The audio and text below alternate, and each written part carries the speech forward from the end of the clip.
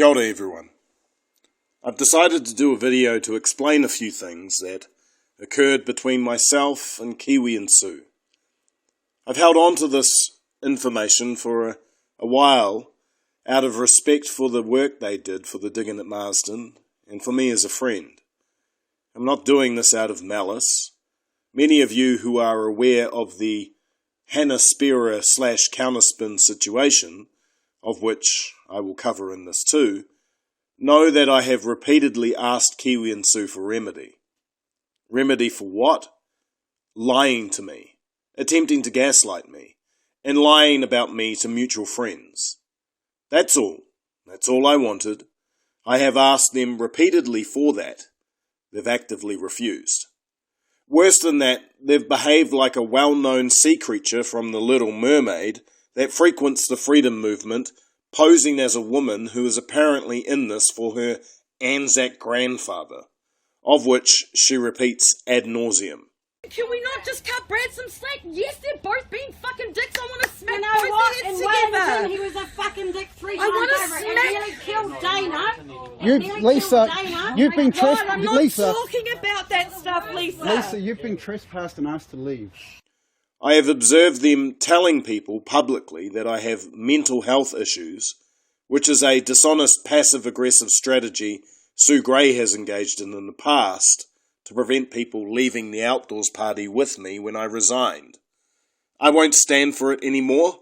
It's defamation, and as I have little faith in the integrity of the courts, we'll just do it publicly.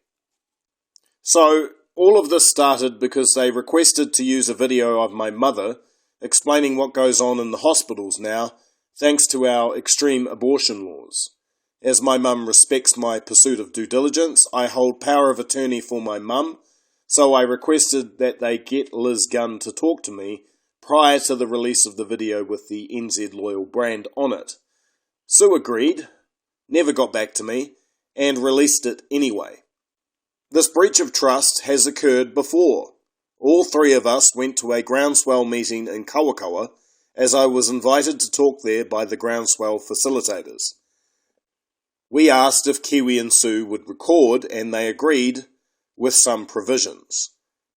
One of those provisions was to not release the video until I had gone through it with them, which is part of doing your due diligence as media.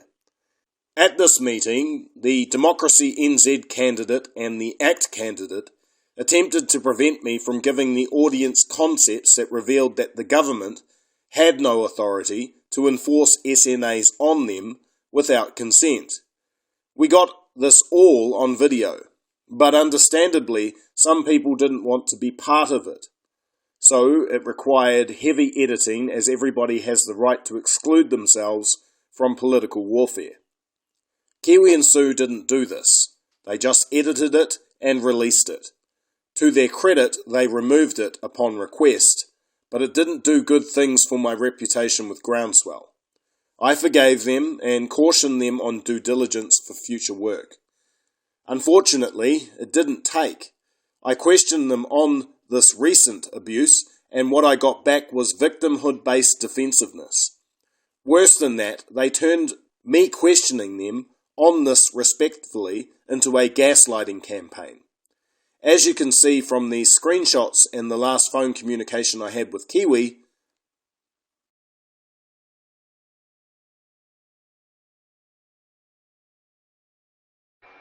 you used us as extortion to get Liz to talk to you. No, that's no. We didn't do it. You cracked the shits and you made us waste hours of work, and you didn't even consider the damage that you did to the country by not letting that video out there. You didn't even consider that we maybe put that out there as a hook to maybe get Liz to talk to you. You didn't even consider that. Okay. Kiwi, did I ask you to take the video down? Did I ask you or Sue to take the video down? Sue. No, I didn't, Kiwi. I did not ask you to take the video down. No. What? She's got the text, mate. You fucking lost your plot. Don't call me again. Kiwi, I'm looking at it right now. Kiwi, I'm looking at the message right now. It's right in front of me.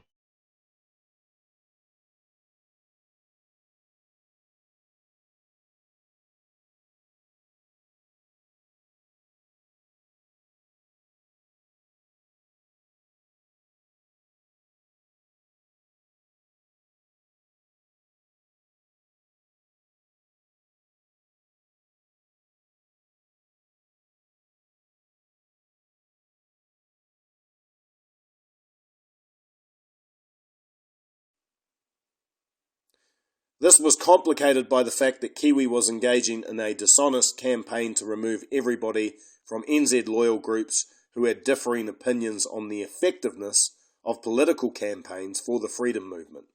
He let his false stories drive his attitude toward fellow freedom fighters and New Zealand loyal action groups become a hot mess of dogmatic neoliberal tactics that rival the Greens and the Labour Party.